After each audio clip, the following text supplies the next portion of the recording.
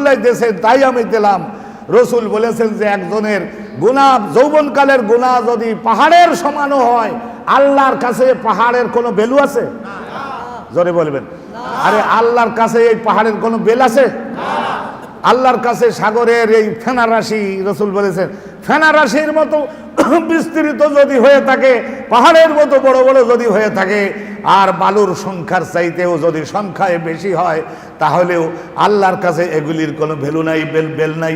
আল্লাহ রাব্বুল আলামিন যখন দেখবেন ওই লোকটা অনুতপ্ত হয়েছে, কলব সংশোধন হয়েছে, ব্রেন সংশোধন হয়েছে, আমার পথে আসবার জন্য পাকা নিয়ত করেছে, আল্লাহ রাব্বুল আলামিন গফুর ও গফফার নামের শক্তি বলে আল্লাহ তার পিছনের জীবনের সব গুনাহগুলি ক্ষমা করে দিয়ে আল্লাহ জাতে পাকের নূর লাইট তার কলব ব্রেনের মধ্যে দিয়ে দিবে। কিন্তু আমি জিজ্ঞাসা করি, করতে রাজি হবেন? ইনশাল্লাহ কি টেকসই হবে? আমার কিন্তু হায়াত বেশি আছে কিনা তা জানি না, এর চাইতে দামি জিনিস আমি পরিষ্কার করে বলেছি। আপনারা কি করতে রাজি হবেন? আরে শাবান মাসের চাইতে এত বড় ভালো সময় আর জগতে আর কবে নাকে তেল দে গোফের তেল দে আশা করে বসে যদি থাকেন, আমি আমার নিজেকেও বলছি, ওরে সময় গেল গেল গেল বয়ে, এখনই যদি লাইনে না উঠিস তাহলে তোর দুঃখ আসলে আল্লাহ কোনো দুঃখ করবে না। কিন্তু আল্লাহুল হাইয়ুল কাইয়ুম ওয়া আতুবু ইলাইহি, এই পর্যন্ত। আস্তাগফিরুল্লাহ আল্লাযী লা ইলাহা ইল্লা হুয়াল হাইয়ুল কাইয়ুম ওয়া আতুবু ইলাইহি, আস্তাগফিরুল্লাহ আল্লাযী লা ইলাহা ইল্লা হুয়াল হাইয়ুল কাইয়ুম ওয়া আতুবু ইলাইহি।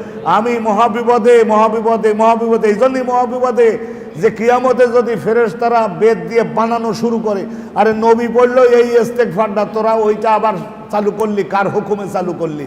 এইটা রসুল যেখানে, সাহাবা যেখানে এইটা পড়লো, তো সেই জায়গায় তোরা অন্যটাতে গেলি কেন? তখন বলবেন যে পাবলিক মুখস্থ করাতে পারি না, সেই জন্য ওলিরা সহজ করে দিয়েছে, তারা এইটা পড়ছে, আমরাও তাই পড়ছি। আর ধরলে ওই সমস্ত ওদের আটকাও। 100 বার হলো ইস্তেগফার, তারপরে সুবহানাল্লাহি ওয়া বিহামদিহি, হি পর্যন্ত আর বাড়াবেন না। সুবহানাল্লাহি ওয়া বিহামদিহি, মুখ খোলে না, সুবহানাল্লাহি ওয়া বিহামদিহি, সুবহানাল্লাহি ওয়া বিহামদিহি। কতবার? দৈনিক কতবার? 100 বার। এটা পড়েন। 40 দিনের কথা বলে দিলাম। 40 দিন যেতে না যেতেই আপনার কলবের মধ্যে পাপের বিরুদ্ধে মহা ঘৃণা হবে, ব্রেনের মধ্যে গুনার কাজের বিরুদ্ধে মহা ঘৃণা হবে, আর তখন দেল এবং ব্রেন চেঞ্জ হয়ে যাবে। আল্লাহ বলবেন ওর পেছনের জীবনের ওই সব যৌবনকালের ওগুলো ধরে রেখে আমি কি করব? আমি ওগুলো ধরে রেখে এগুলো সব জাহান্নামে দিয়ে দিলাম, ক্ষমা করে দিলাম, মাফ করে দিলাম। হে বান্দা, এখন তুই একেবারে হালকা বডিওয়ালা হয়ে আমার ইবাদতের পথে দুরন্ত গতিতে এগিয়ে যা।